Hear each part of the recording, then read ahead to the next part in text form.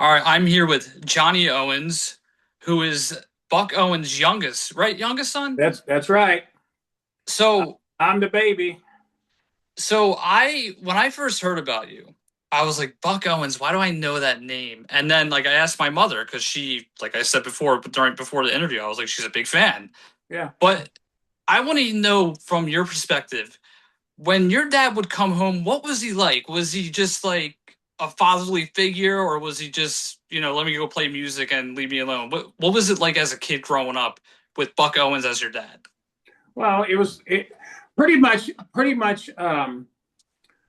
like anybody else's dad. He was all about, I haven't seen you so long and everything else. You got to remember this about all of the. I was very young. Um, I was actually a baby when he first got his first number one hit, but he had several, top 20, top 40, top 100. I had 62 of them, by the way, besides the 21 number one hits. But the I think um, he traveled basically 320 days a year, toured. People like him and Merle. Merle would average 300. George Jones, 280. I mean, nuts, you know. So we didn't get to see him very much, and it would take him 2 or 3 days to recoup because he knew that he was home. He knew that. I mean, we had to be, I mean, quiet, okay, in the house and stuff. Go outside and play. Go get out of the house. You know, I'm surprised that my mom didn't tie us to a tree somewhere. To keep us from being loud and stuff. But the thing about it is once he got rested up, sometimes it was a couple days, and it isn't that he didn't, put his arm around your head and stuff, but um, bathroom, eat, bed, bathroom, eat, bed. I mean, it was, uh, because those guys, they were run ragged. You know, they weren't doing, 2 shows a week or 3 shows a week. They were doing six. You know, Wow. and people, because that's where they made their money. I mean, that's how they made those hits. That's how they sold the albums. That's how they sold the 45s. Is they had to get in front of people, so people would go and buy them at the record stores. You know, because there were Yeah. record stores everywhere. The 60s and even the 70s, there was record stores everywhere. You know, they start falling off. The record stores start falling off in the 80s, just because of these things we call phones and iPads that were on and stuff. But the crazy stuff about it is you know things change and you just have to sort of go with it. And you would watch the songs get written a lot even at the dinner table, right? Yeah, most of the time it was he was in a chair.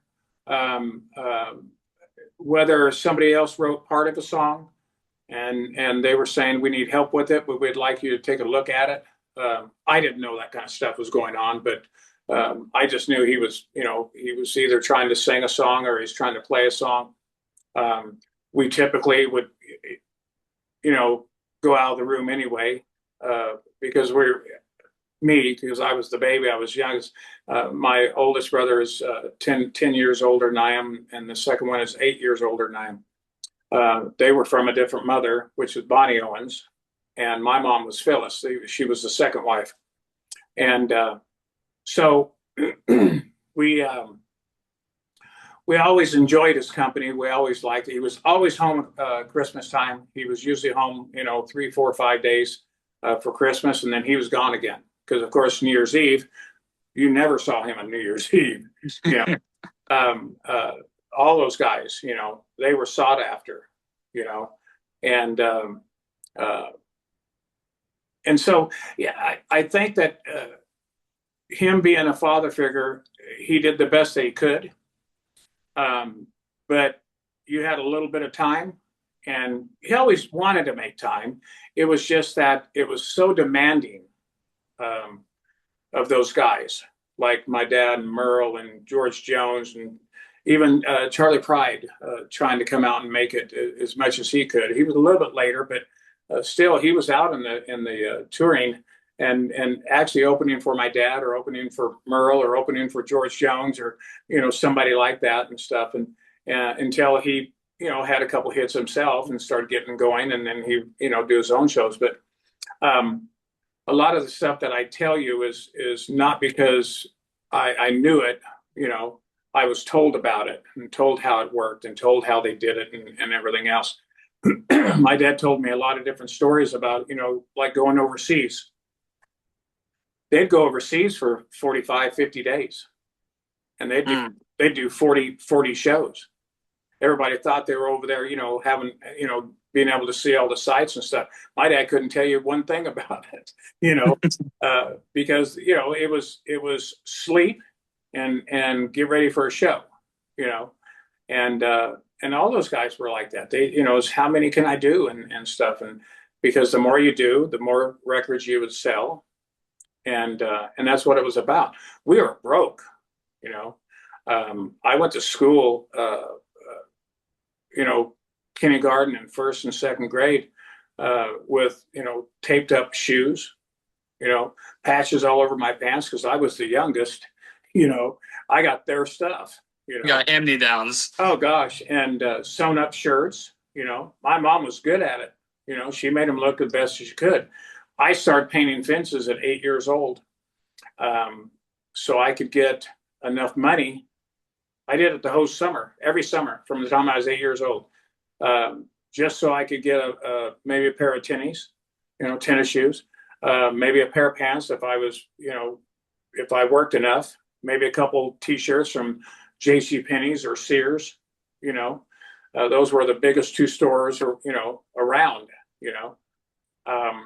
But you have to enjoy what you're doing. I'm enjoying this. I want him to be proud of me. That's the number one thing. The number two thing is, if I can put a smile on somebody's face, if I can make somebody laugh by playing the Hee Haw things, because in our shows we play some Hee Haw clips and jokes and stuff, and people go, oh my God, I remember that, or I remember this song, or I remember that and stuff. And if you can do that, you won. It's memory. That's the way I look at it. Now, going back to your childhood, when you got all these hand-me-downs, because I was the same way. Like, I would always get my dad's clothes for some odd reason. But like we weren't poor. Like my mom would get me clothes and stuff, but we had to wear a uniform. But would you get bullied for wearing the hand-me-downs that you would get, or was it the kids not really care what you wore? Because I know that was a big thing growing up when I was a kid, at least. But what about from your perspective? Most of the shirts that I wore, and I try to remember, only because that's why I worked so hard through the summers, is because I didn't want to do that. It was only probably when I was 8, 6, 7, and 8. I don't remember too much around 5 and 6 and that kind of stuff, a long time ago. But I don't think it was bullied as much as, every once in a while, maybe a little tease or a jab, like, where'd you get those shoes type of deal, that were taped up with duct tape, Yeah. And back then, I think the duct tape was black, if I remember right. It wasn't gray, like most of the duct tape is gray now, but I guess they have all kinds of colors of it. But it sort of went away pretty quick because my dad had so many number one hits in a row. Heck, he had 4 in 1964. He had 4 in a row, and all the traveling that he was doing and the lack of seeing him at home, paid off for him and put him in a different category and everything else, where he was sought after. He made more money. He, just everything fell in line and stuff. And same thing with like Merle and stuff like that. So as far as competition that they had and stuff and I didn't see it as a kid uh, really very much. Now I know that bullying and that kind of stuff probably pretty in your face these days if you go to a private school at all, you know. But I know that private schools can certainly be that way. Sometimes even more so than public, uh, because sometimes they're entitled, that word that people don't like to hear, but some people think they deserve it or they're owed it and everything else. We didn't grow up that way. We grew up as if you worked for it and you got it, then you earned it.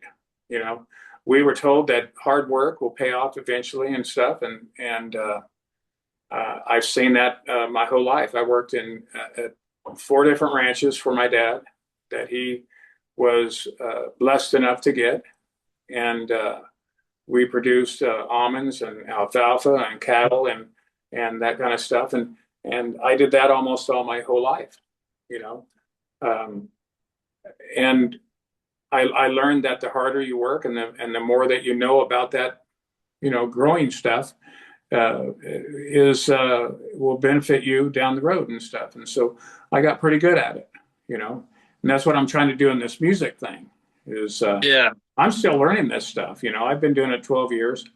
Um, I do it to keep his legacy alive. We talked about that.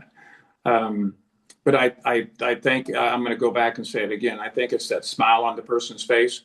It's not necessarily clapping because I don't know that they're clapping as much for me as they're clapping for the song, that they haven't heard for a while, or they forgot about that song and they go, God, I remember that song, It's hard to forget, between Buck and Merle, it's hard to sit there and say, oh, I never heard that before, Yeah. because I'm doing the hits, I'm not doing a song that was back on one of these albums over here that, they put as a filler, but and they had, boy, did they have the hits, Merle couldn't, it didn't matter what he touched, You could touch anything and it was just a hit. anything. Yeah, anything. My dad in his own way, but my dad took a left turn, on the music industry, and he was very open about it and said that it hurt him, and that was 1969. That was when Oh, Hee Haw. oh yeah. Yeah, My boss told me about that. So I told my boss about the interview that we're doing right now, and she was telling me all about Hee Haw, right? She was telling me about it. But I couldn't really get into it because it's not my generation. that's correct. But she was just like, yeah, that was great back then. I was like, yeah, I couldn't. She's trying to show me clips. I couldn't get into it, honestly. Well, you can't, and I'll tell you why you can't. Okay, when I watch, if because it's still on, probably about 80 different stations still. It used to be on 1200. That's just the United States. Overseas, it was everybody wanted it overseas because it was corny, But for me to sit through a whole 30 minutes of Hee Haw would kill me. And and the reason why is because we had to sit through them as kids, all right, growing up, all right.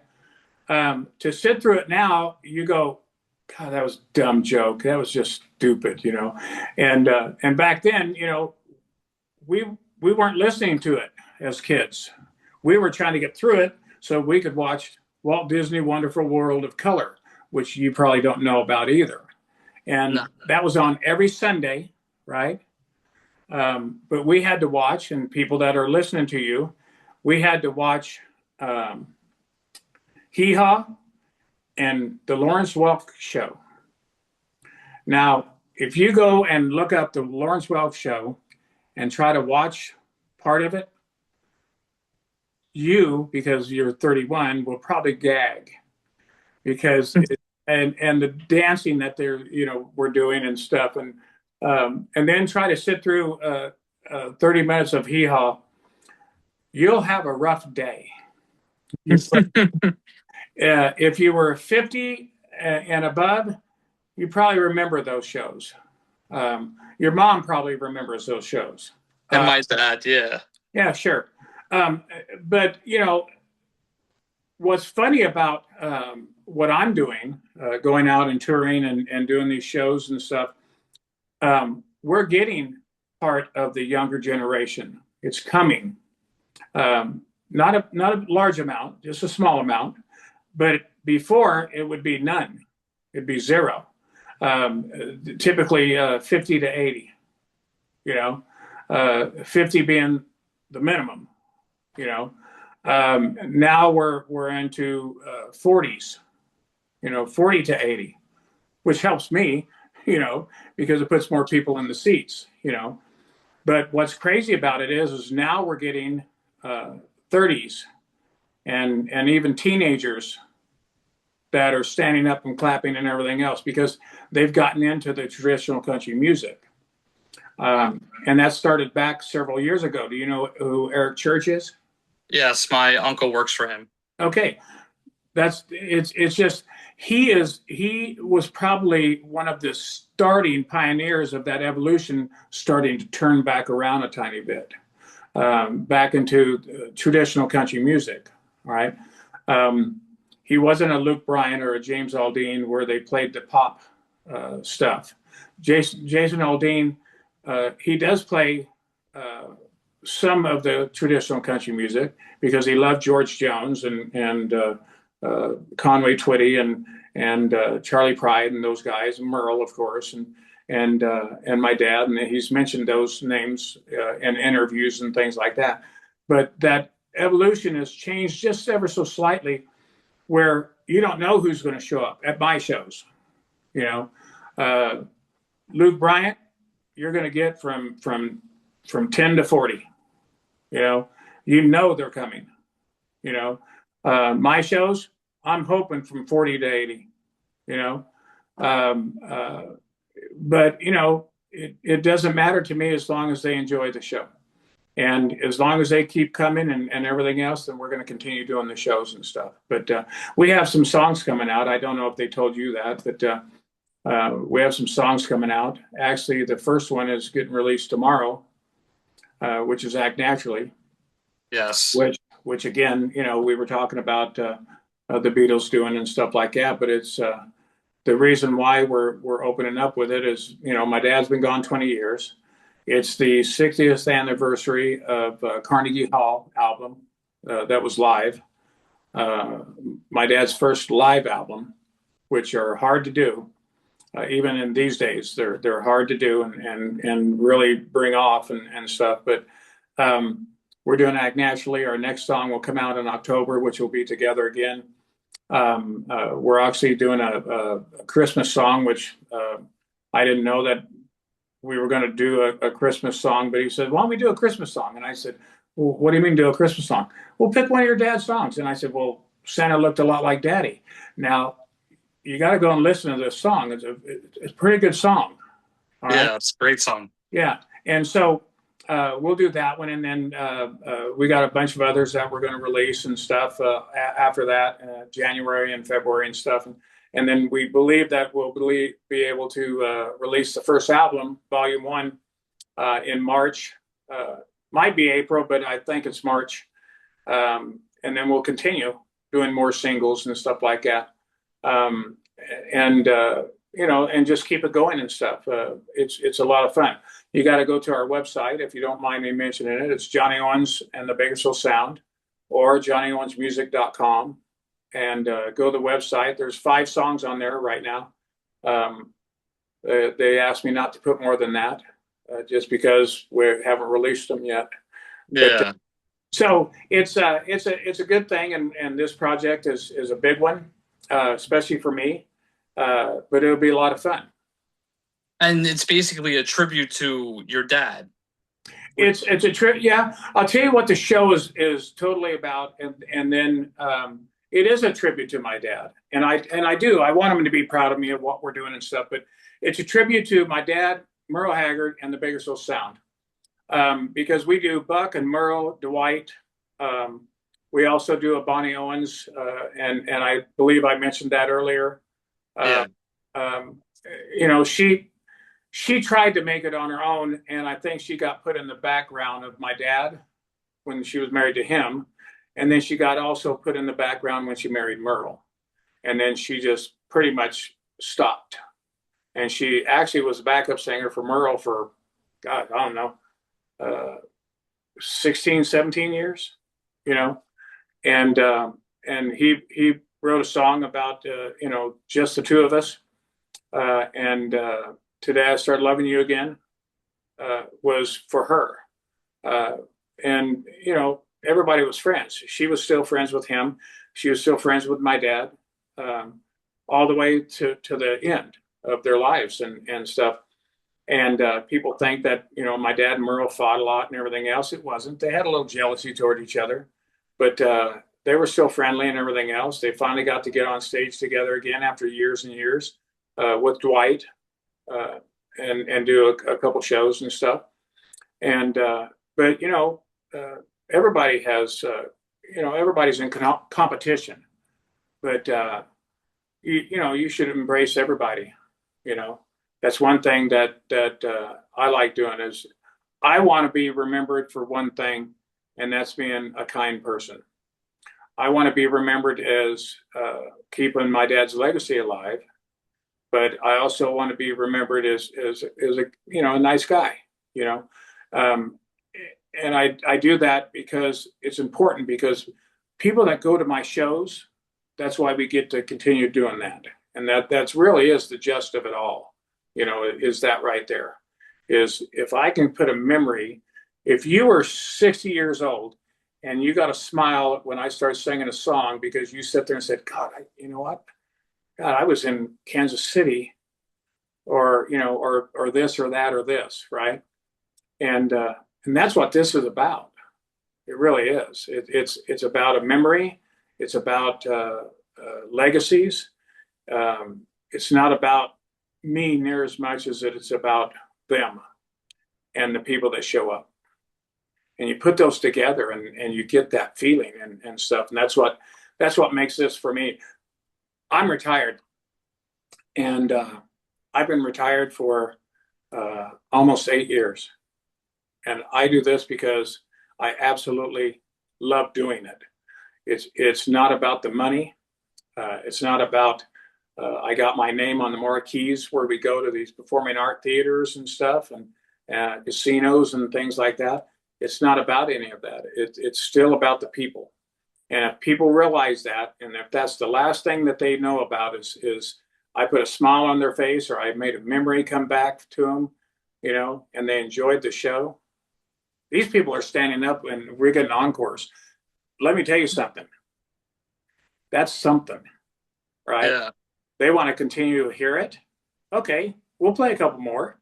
And sometimes we play a couple more and we get ready to go off stage and they're still standing there clapping. You got to do a couple more. Our shows are supposed to be an hour and 45 minutes, or excuse me, an hour and a half. And typically we're there 2 to 2:15, and people go, well, you could have kept playing. Well, yeah, but they don't want us to continue to play, when you get to a certain point, after you do 4 or 5 extra songs and stuff, it's like, you got to sort of call it and stuff. But that's when I get off stage and I go out front and meet them and stuff. And that's the fun of it. Yeah, no, and that's kind of like why I do radio.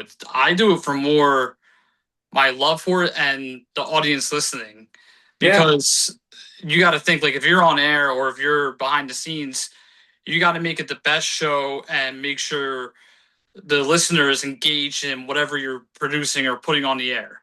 Yeah, absolutely. And a lot of people nowadays, I'm not just going to say like a lot of people, but some people just do it just because, the amenities, the fame and all that. I'm not really in for all that. I just want to do it just because it's something I love to do, and that I want to, tell people what, my story and all that. Yeah. You've been doing this for how many years? 11? 11 years podcasting. Yeah. 11 years. Yeah. 5 years in radio too. And if you still have that kind of heart, you'll do it for another 25 years and stuff. So I'll do it until I'm not supposed to do it. And that's when I'll stop. And I got asked a question the other night. My wife asked me a question. She goes, "When do you want to stop?" I said, "I don't know." She goes, "Well, you might think about that." And I said, "Well, the only answer I can have is when they want me to stop, I'll stop." And that'll be when we, aren't doing enough to pay the band. I pay my band well because it's not about the money for me. I made my money. I worked hard. Um, uh, they're still trying to make money. They're all younger than I am on purpose because there's a lot of traveling in this stuff. You know, the fiddle player is my age, but he has to carry around a fiddle. You know, that's pretty much about all he has to carry.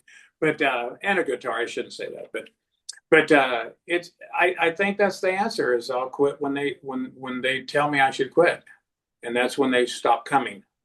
And and it might be 5 years, it might be 7 years. I mean, I don't know. It just at some point I want to be able to travel. I don't want to be in a wheelchair and travel. And we want to go on trips. I try to take a couple trips with her, my wife, a year. You know, she does all the merchandise. She goes every. She has missed one show in 10 years. She's missed one, and that's because she had to because my granddaughter's birthday, first one. Excuse me, not my granddaughter, my grandson. Seven. That was 7 years ago, where she missed a show and stuff. And it was his birthday, and he looked up at her, and what's he say? Is there any way you can come to my birthday party at school?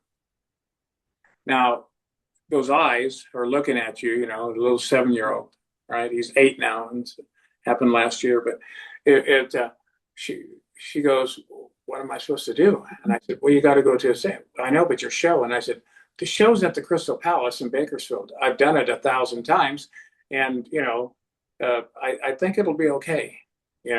Just go to his thing. It's on Friday. I'll see you Saturday." And she did, and that's the only one she's ever missed in 10 years. And she sets up all the shirts and the hats and all that kind of stuff and pictures and so anyway, and people don't know it. They find out a little bit sometimes that she's my wife, and half of them are over there and half of them are over here because they're asking her questions, and get her responses, and she hates it, because she doesn't like to talk in a bunch of people and stuff, and I said, "Well," I said, "then maybe go to the bathroom. I don't know what you want to do." Yeah. I can't, if they ask you that you're my wife, you're not going to lie to them. And she goes, "No." And I said, "Okay, so there you go. You want to be a part of it. You're with me."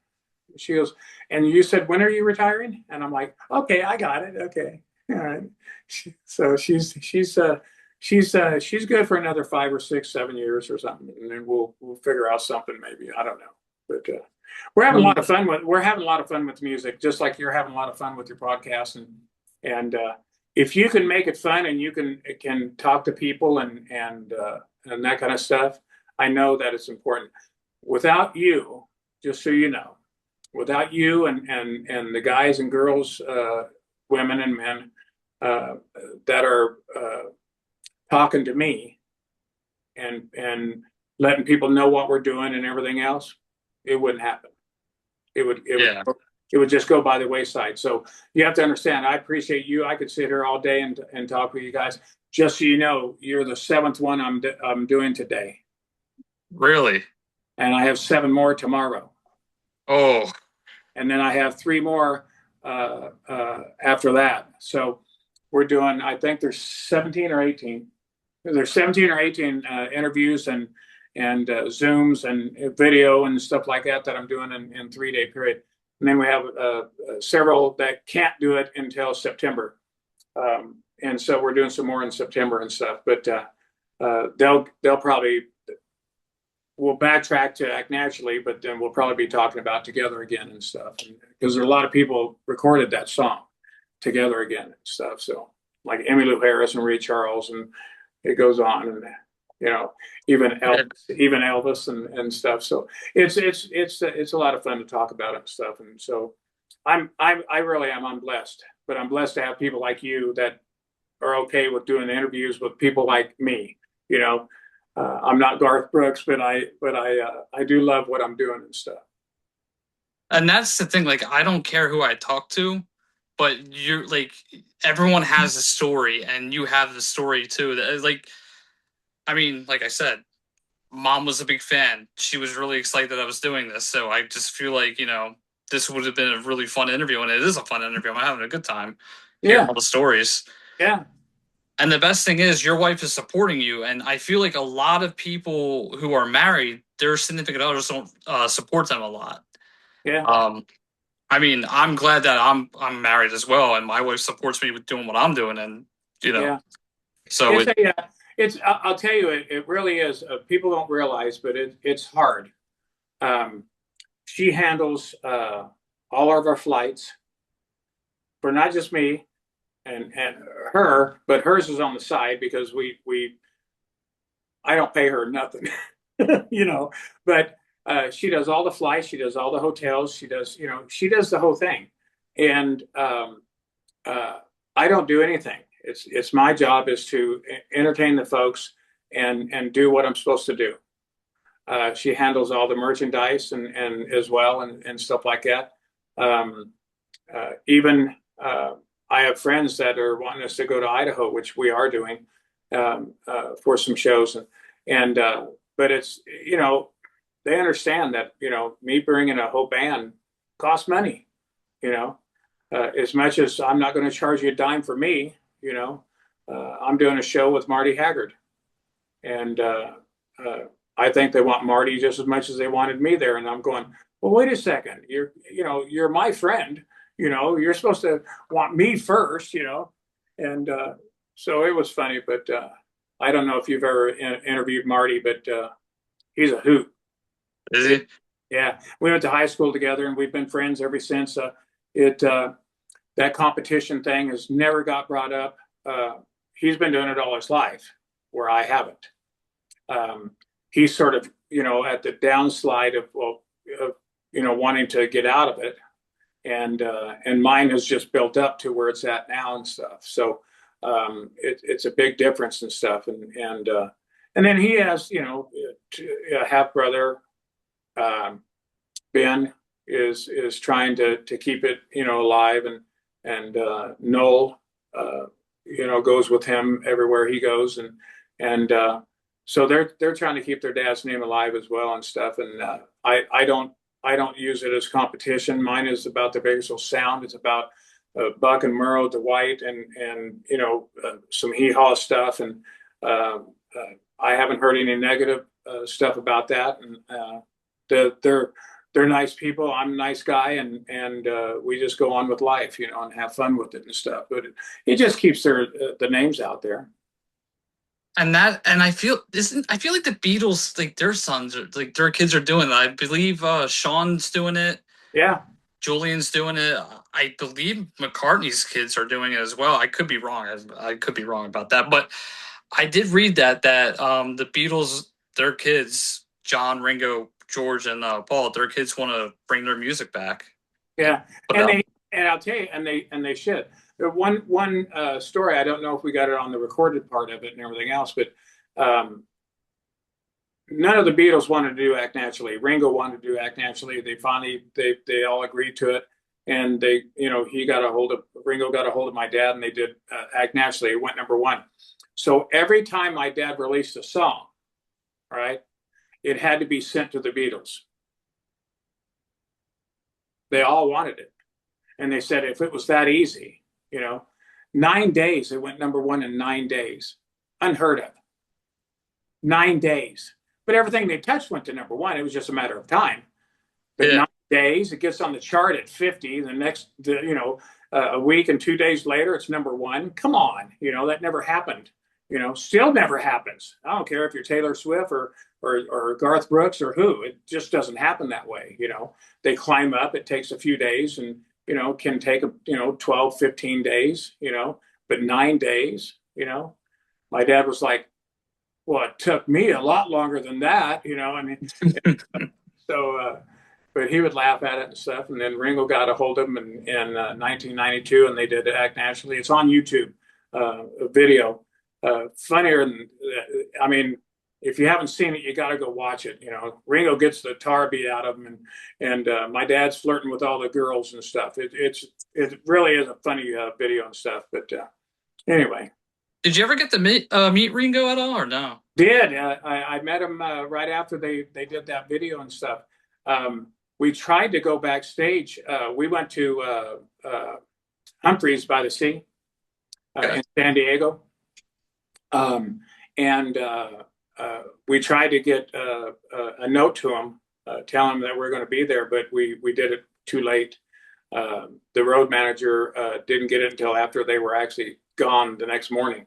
And, or at least that's what we heard. But, and I think it's probably true, but, the road manager doesn't know us from Adam and stuff, but we told him who we were, and we were coming to the show and stuff, and staying at the hotel. They were all in buses, but he had, Toto was the lead guy for Toto, Men at Work, as part of his band. I mean, he's got the all-star band. I mean, it was phenomenal. It really was. Ringo's not a very good singer. But he absolutely is an entertainer.